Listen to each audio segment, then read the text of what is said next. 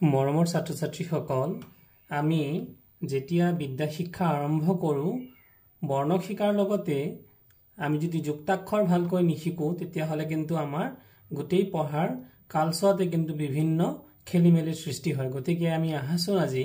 আমি যুক্তাক্ষৰ সম্পৰ্কে কিছু আলোচনা আৰু যুক্তাক্ষৰ শিকিবলৈ আমি আজি চেষ্টা কৰো ইয়াৰ লগতে যদি চেনেলটো তোমালোকে নতুনকৈ আহিছা তেতিয়া হলে এটা সাবস্ক্ৰাইব কৰি দিবা আৰু ভিডিওটো লাইক কৰি দিবা লগতে বন্ধুসকলৰ লগত মোৰ ভিডিওটো শেয়াৰ কৰি দিবা আৰু বেল আইকনটো প্ৰেছ কৰি থবা যাতে মোৰ প্ৰতিটো ভিডিওই তোমালোকে পোনছাতেই পাবলৈ সক্ষম হোৱা গতিকে কোন ছাত্ৰ ছাত্ৰীসকল আজিৰ ভিডিওটো অতি গুৰুত্বপূৰ্ণ হ'বলৈ গৈছে আৰু এই ভিডিওটো এলপি পৰ্যায়ৰ সকলো শ্ৰেণীৰ বাবে গুৰুত্বপূৰ্ণ হ'ব কাৰণ যুক্তাক্ষৰ আমাৰ সকলোৰে প্ৰয়োজন গতিকে আমি প্ৰথমতে আহাচোন জানো আহা তো ইয়াত জানো আহাত কি লিখিছে এয়া হৈছে দ্বিতীয় শ্ৰেণীৰ এখন কিতাপ আৰু এই দ্বিতীয় শ্ৰেণীৰ কিতাপৰ পৰাই মই ভিডিওটো প্ৰস্তুত কৰিছো ইয়াতে লিখা আছে গ তালব্য খ হ আৰু ৰৰ লগত হৰ্ষৌকাৰ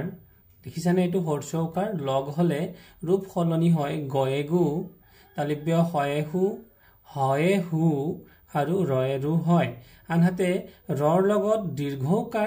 দীৰ্ঘৌকাৰ যদি লগ হলে ৰূপ সলনি হয় ৰদ দীৰ্ঘৌকাৰে ৰু হয় তেতিয়া হলে এয়া চোৱাচোন গত হৰ্ষৌকাৰে গু আছিল সলনি হৈ গলে কি হৈছে গয়ে গু ইয়াৰ কিন্তু ৰূপ সলনি হয় হত হৰ্ষৌকাৰ সলনি হৈ হয় হু তালিব্য হত হৰ্ষৌকাৰ সলনি হৈ পেলাই তালিব্য হয় হু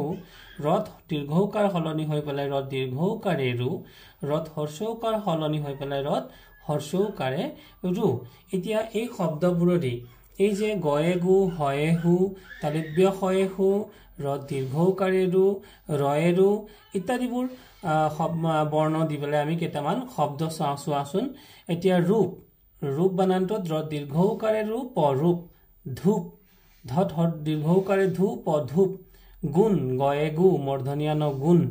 দন্তিয়া ধত দীৰ্ঘৌকাৰে ধু দন্তিয়া ন ধুন ফাগুন ফত আকাৰে ফা গয়ে গু দন্তিয়া ন ফাগুন দন্তিয়া ধত দীৰ্ঘৌকাৰে ধু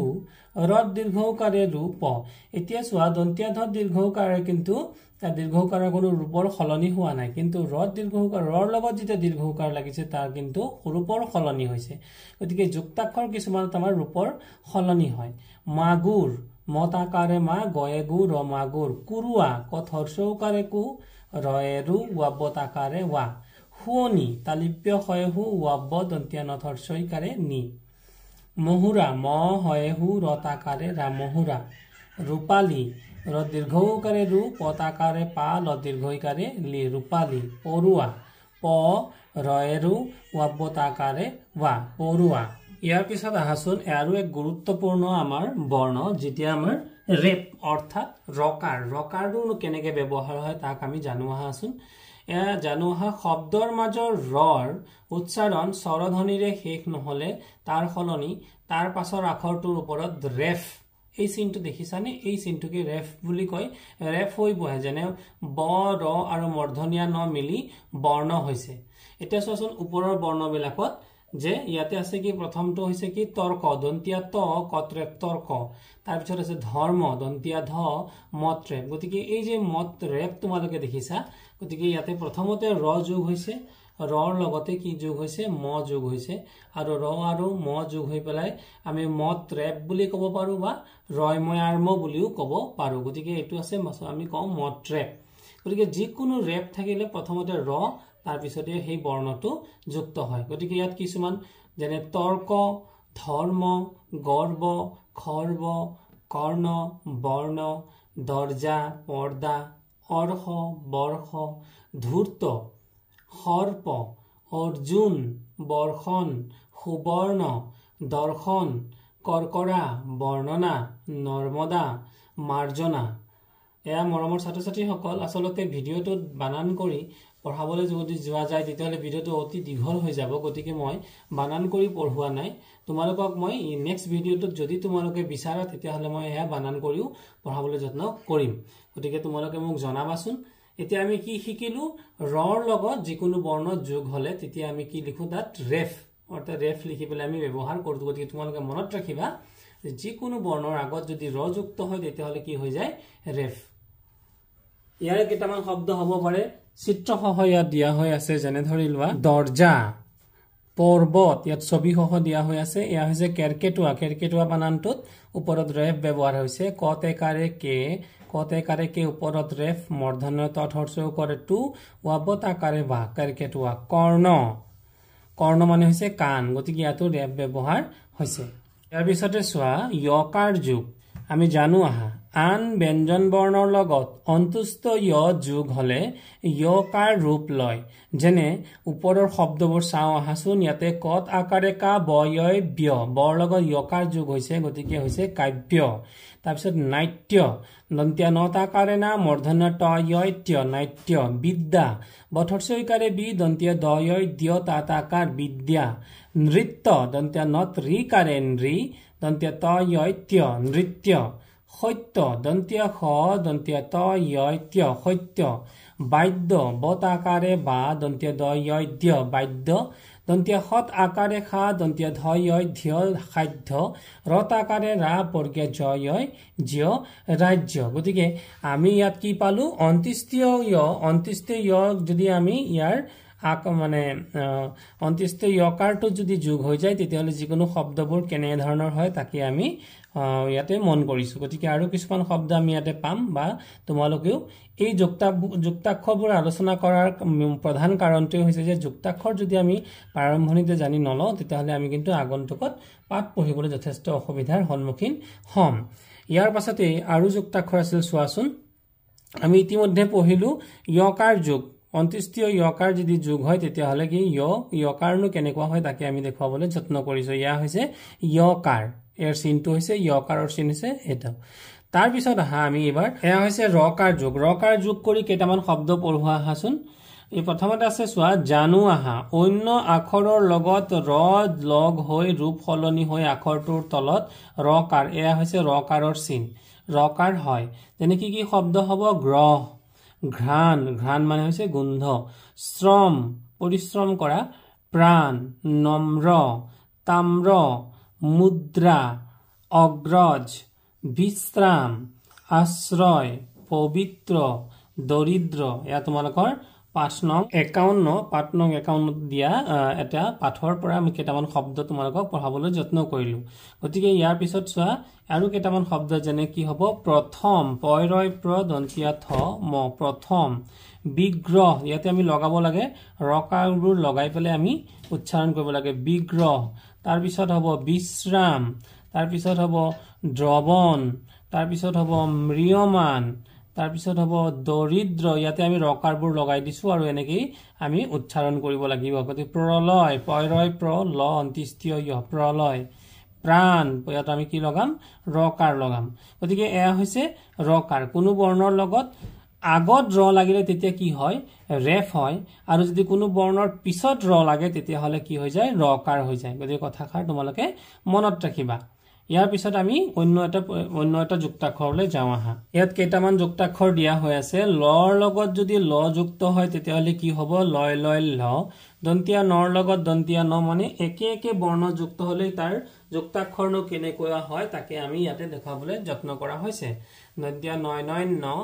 প্ৰথম ছয় ছয় ছ প্ৰথম ছৰ লগত প্ৰথম ছ যোগ হৈ প্ৰথম ছয় ছয় ছ দন্তিয়া তৰ লগত দন্তিয়া ত যুক্ত হ'লে তয় তয় ত আৰু তয়তয়ত্ব ৰূপটো দেখিছানে ইয়াৰ ৰূপটো সলনি হৈ যায় বৰ্গীয় জৰ লগত বৰ্গীয় জ লাগিলে জয় জয় জ মূৰ্ধন্য তৰ লগত মূৰ্ধন্য ত যুক্ত হ'লে তয়তয়ত্ব আমি তয়তয়ত্বটো ভালকৈ মন কৰিব লাগিব তাৰপিছত দন্তিয়া দৰ লগত দন্তিয়া দ যুক্ত হ'লে দন্তিয়া দয় দয় দ এয়া হৈ গ'ল তাৰ পিছত ওপৰত কেইটামান বৰ্ণ দিছে আমি বৰ্ণবোৰ পঢ়িবলৈ যত্ন কৰো আহা উল্লাহ ইয়াত লয় লয় ল যুক্ত হৈছে উল্লাহ পল্লৱ উল্লেখ বল্লভ অন্ন প্ৰসন্ন উন্নত উন্নয়ন উত্তৰ উত্তীৰ্ণ আপত্তি উত্তৰণ পাট্টা মূৰ্ধন্য তৰ লগত ত যুক্ত হ'লে তলত এটা বেকাকে চিন দিব লাগে সেইটোৱে হ'ব তয় তয় ত এটা হ'ব পট্টা ঠাট্টা অট্টালিকা ভাট্টা উচ্চতা উচ্চাৰণ প্ৰথম ছয় ছয় ছ যুক্ত হ'লে কিছুমান বৰ্ণ সৰ্বোচ্চ উচ্চতম তাৰ পিছত আছে ইজ্জত বৰ্গীয় জয় জয়্য যুক্ত হলে ইজ্জত বজ্জাত উজ্জয়িনী উজ্জীৱন তাৰ পিছত আছে উদ্দাম উদ্দেশ্য উদ্দীপনা আৰু উদ্দীপিত গতিকে এই কেইটামান বৰ্ণ যত নেকি লয় লয়ল্য দন্তীয় নয় নয়ন্য ছয় ছয়স্য ইত্যাদিবোৰ যুক্ত হৈছে গতিকে আমি ইয়াৰ পিছতে তোমালোকে এই যুক্তাক্ষৰবোৰ ভালদৰে মন কৰিবা আৰু ভিডিওটো প্লে কৰিবলৈ এনেধৰণে আমি গোটেইখিনি যুক্তাক্ষৰ চেষ্টা কৰিছো যাতে একলগ কৰি পেলাই তোমালোকক পঢ়াৰ সুবিধা এটা কৰি দিব পাৰো ইয়াৰ পিছত চোৱাচোন কেইটামান যুক্তাক্ষৰ দন্তীয়া নৰ লগত যদি দন্তীয়া দ লগ হয় দন্তীয়া নয় দয়ন দ দন্তীয়া নৰ লগত দন্তীয়া ধ যোগ হলে দন্তীয়া নয় ধয় অন্ধ দন্তীয়া নৰ লগত দন্তীয়া ত যোগ হলে দন্তীয়া নয় তয় অন্ত আৰু দন্তীয়া নৰ লগত ম যোগ হলে নয় ময়ন ম গতিকে এই যুক্তাক্ষৰবোৰ দি কেইটামান শব্দ আমি চাওঁ আহাচোন বান্দৰ বত আকাৰে বা নয়দয়ন্দ ৰ বান্দৰ এন্দুৰ এ নয়দয়ন্দ তাত হৰ্ষৌকাৰ ৰ এন্দুৰ বন্ধ ব দন্তীয়া নয় ধয়ন ধ দন্তীয়া নৰ লগত ধ যোগ হৈ দন্তীয়া নয় ধয়ন ধ সুগন্ধি দন্তীয়া নয় ধয়ন ধ যুক্ত হৈছে দন্তীয়া হত হৰ্ষৌকাৰে সু গ দন্তীয়া নয় ধয়ন ধ তাত হৰ্ষৈকাৰ সুগন্ধি অন্ত অ দন্তীয়া নয় তয়ন্ত অন্ত অন্তিম অনন্ত অন্তৰিক্ষ বৰ্গীয় জ দন্তীয়া নয় ময়ন ম জন্ম নৰ লগত ম যুক্ত হৈছে নয় ময়ন ম সন্মান সন্মান শব্দটোত দন্তীয়া নৰ লগত ম যুক্ত হৈছে গতিকে নয় ময়ন ম তাত আকাৰ ন সন্মান উন্মেষ আৰু উন্মিলন গতিকে এই কেইটামান শব্দ আমি শিকিছো আৰু ভিডিওবোৰ তোমালোকে বাৰম্বাৰ চালে এই যুক্তাক্ষৰবোৰ মনত ৰাখিবলৈ তোমালোকৰ সহজ হ'ব ইয়াৰ পিছতে আহাচোন আৰু কেইটামান যুক্তাক্ষৰ আমি মন কৰো যে দন্তীয়া খ যদি কোনো বৰ্ণৰ আগত যোগ হয় যিকোনো বৰ্ণৰ আগত যেনে দন্তীয়া খৰ লগত যদি দন্তীয়া থ যুক্ত হয় তেতিয়াহ'লে দন্তীয়া হয়থস্থ তুমি দেখিছা তোমালোকে যে ইয়াৰ ৰূপটো কেনে ধৰণে সলনি হৈছে দন্তীয়া খ আছিল আসলতে এনে ধৰণৰ এটো হৈছে দন্তীয়া খ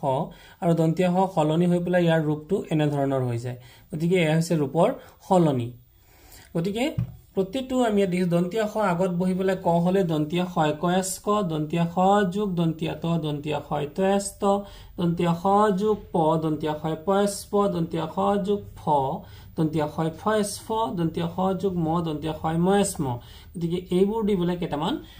শব্দ আমি পঢ়ো আহা স্থান যত নেকি দন্তীয়া খৰ লগত দন্তীয়া থ যোগ হৈছে দেখাত যদিও ইয়াক দন্তীয়া থৰ নিচিনা লাগা নাই ইয়াতে দন্তীয়া খৰো ৰূপ সলনি হৈছে আৰু দন্তীয়া থৰো ৰূপ সলনি হৈ দেখাত হৰ নিচিনা হৈ যায় গতিকে এয়া হৈছে ক্ষয়থস্থ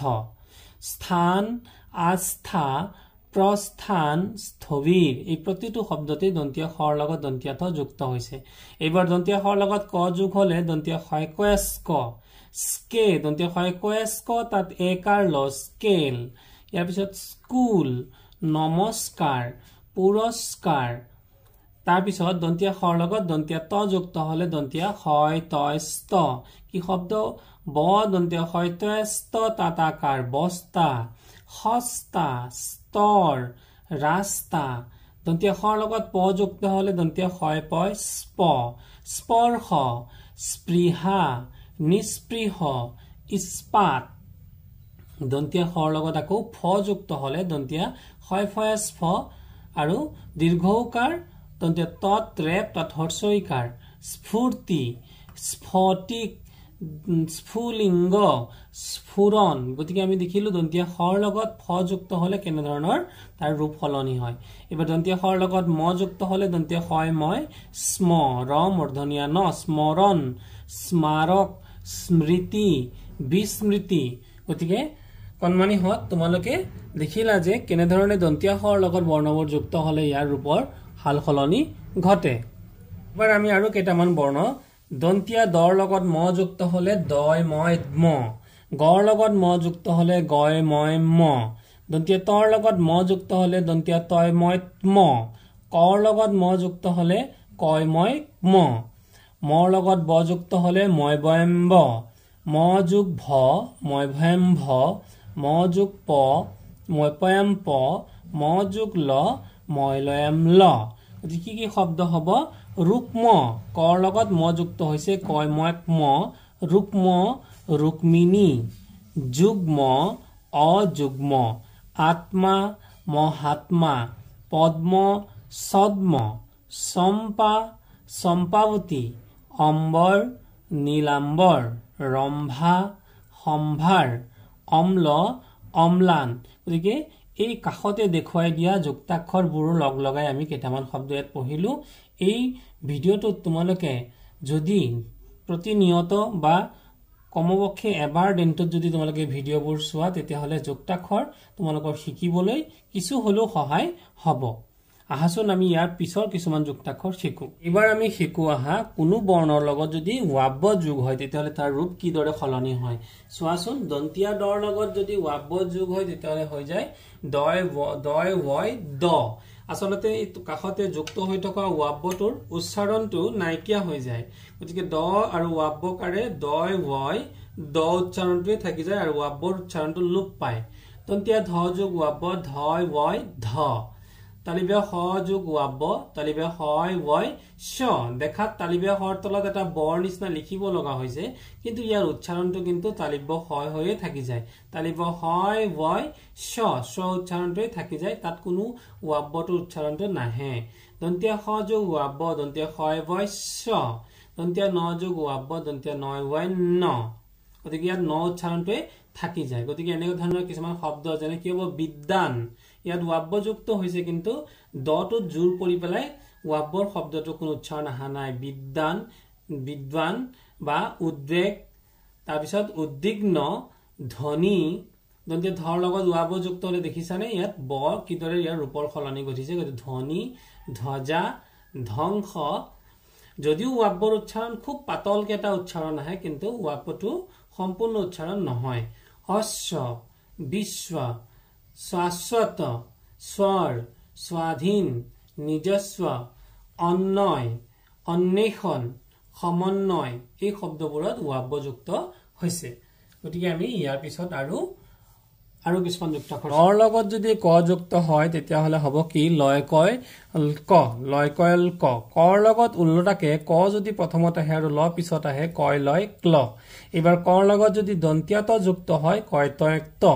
এইবোৰ দি পেলাই কেইটামান শব্দ আমি পঢ়ো আহা। উল্কা, হৰ্ষৌ লয় কয়াল ক তাত আকাৰ উল্কা। চিল্কা, প্ৰথম চত হৰ্ষইকাৰে চি লয় কয়াল ক তাত আকাৰ চিল্কা।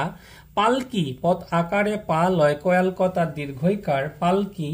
বলকল, ব লয় কয়াল ক ল বলকল। বলকল মানে হল গছৰ বাকলি। শুক্ল, এইবাৰ কিন্তু কৰ লগত ল। তালিবে হয়ে সু কয় লয় ক্ল শুক্ল। ক্লিব, কয় লয় ক্ল তাত দীৰ্ঘইকাৰ ৱাব্য ক্লিব। ক্লান্ত, কয় লয় ক্ল তাত আকাৰ দন্তীয়া নয় তয়ন্ত ক্লান্ত। অক্লান্ত। তাৰপিছত আছে কয়ত একত ৰৰ লগত কৰ লগত ৰ আৰু ক যোগ দন্তীয়াত কয়ত একত ৰক্ত। ভক্তি, ভ কয়ত একত তাত হৰ্ষইকাৰ ভক্তি। চুক্তি, প্ৰথম চত হৰ্ষৌকাৰে চু কয়ত একত তাত হৰ্ষইকাৰ চুক্তি আৰু শেষত মুক্তি। এইবোৰ বৰ্ণ আমি পালো লয় কয়াল ক, কয় লয় একল আৰু কয়ত একত যুক্ত কিছুমান বৰ্ণ। প্ৰথম চৰ লগত দ্বিতীয় চ যুক্ত হলে কি হৈ যায় প্ৰথম ছয় ছয় ছ। গতিকে প্ৰথম ছয় ছয় ছ দি কেইটামান শব্দ কি হ'ব তুচ্ছ, ইচ্ছা। হৰ্ষই প্ৰথম ছয় ছয় ছ তাত আকাৰ ইচ্ছা। উচ্ছেদ, হৰ্ষৌ প্ৰথম ছয় ছয় ছ তাত একাৰ দন্তীয়া দ উচ্ছেদ। বিচ্ছেদ আৰু কি হ'ব পৰিচ্ছন্ন, অবিচ্ছেদ্য, আচ্ছাদন, নিৰৱচ্ছিন্ন, সদিচ্ছা। এই শব্দবোৰ কিছুমান যুক্তাক্ষৰ য'ত নেকি প্ৰথম ছ আৰু দ্বিতীয় ছ লগ হৈছে। ক, খ আৰু গ লগ হলে ক্ৰমে উঙয় কয়াংক, উঙয় খয়াংখ আৰু উঙয় গয়াংগ হয়। শব্দৰ মাজত বা শেষত উঙ স্বৰধ্বনিৰে শেষ নহলে তাৰ বিকল্পে যুক্তাক্ষৰটোৰ পিছত আখৰটোৰ আগত অনুস্বৰ ব্যৱহাৰ কৰা হয়। পাঠত অনুস্বৰৰ প্ৰয়োগো দেখুওৱা হৈছে, যেনে অ উঙ যোগ ক হ'ব লাগিছিল অংক, কিন্তু আমি অংক হিচাপে অনুস্বৰ হিচাপে দেখুওৱা হৈছে। আৰু দন্তীয়া দ গ আৰু দন্তীয়া নৰ লগত দন্তীয়া ধ লগ হলে ক্ৰমে দয়ধয়াদ্ধ, গয়ধয়াদ্ধ আৰু নয়ধয়ান্ধ হয়। গতিকে এইবোৰ যুক্তাক্ষৰ ব্যৱহাৰ কৰি আমি কেইটামান শব্দ পঢ়ো আহা। এয়া হৈছে পংকজ, পংকজ মানে পদুম ফুল। শংকা, শংকা মানে সন্দেহ। অংক, গণিতৰ অংক। শংখ, য'ক নেকি আমি বজাওঁ। শৃংখল, চেইন, বিশৃংখল মানে অপৰিপাটি। অংগ, উঙৰ লগত গ যোগ হলে অংগ। সংগ, দেখিছানে ইয়াতে দন্তীয় খ আৰু উঙৰ লগত গ যোগ হৈ উঙয় গয়াংগক কিদৰে লিখা হৈছে সংগ মাতংগ তাৰ পিছত বত্ৰিকাৰে বৃ দন্তীয় দৰ লগত দন্তীয় ধ যুক্ত হৈ দন্তীয় দৈধ বৃদ্ধ বুদ্ধি সিদ্ধি তাৰ পিছত দন্তীয় দ হৰ্ষৌকাৰে দু গৰ লগত দন্তীয় ধ যুক্ত হৈ গৈধয়াক ধ দুগ্ধ মুগ্ধ বিদগ্ধ বন্ধ দন্তীয় ন লগত দন্তীয় ধ যুক্ত হৈ বন্ধ গন্ধ আন্ধাৰ এখত আৰু অলপমান যুক্তাক্ষৰ কেইটামান আমি শিকি লৈ পেলাই আজি ইমানখিনিলৈকে আমি শিকিম জানো আহা মূৰ্ধনীয় খৰ লগত যদি ক যুক্ত হয় তেতিয়াহ'লে তাৰ ৰূপ দেখিছা মূৰ্ধনীয় ক্ষয়কয়স্ক হ'ব মূৰ্ধনীয় খৰ লগত মূৰ্ধনীয় ট যুক্ত হলে মূৰ্ধনীয় ক্ষয়তয়স্ত মূৰ্ধনীয় খৰ লগত মূৰ্ধনীয় ঠ যুক্ত হলে ইয়াৰ ৰূপ কিদৰে সলনি হয় মূৰ্ধনীয় ক্ষয়থয়স্ত মূৰ্ধনীয় খৰ লগত প যুগ হলে মূৰ্ধনীয় ক্ষয়পয়স্প মূৰ্ধনীয় খৰ লগত ম যুক্ত হলে মূৰ্ধনীয় ক্ষয়ময়স্ম মূৰ্ধনীয় খৰ লগত মূৰ্ধনীয় ন যুগ হলে মূৰ্ধনীয় ক্ষয়নয়স্ন গতিকে কি শব্দ হ'ব শুষ্ক পৰিষ্কাৰ আবিষ্কাৰ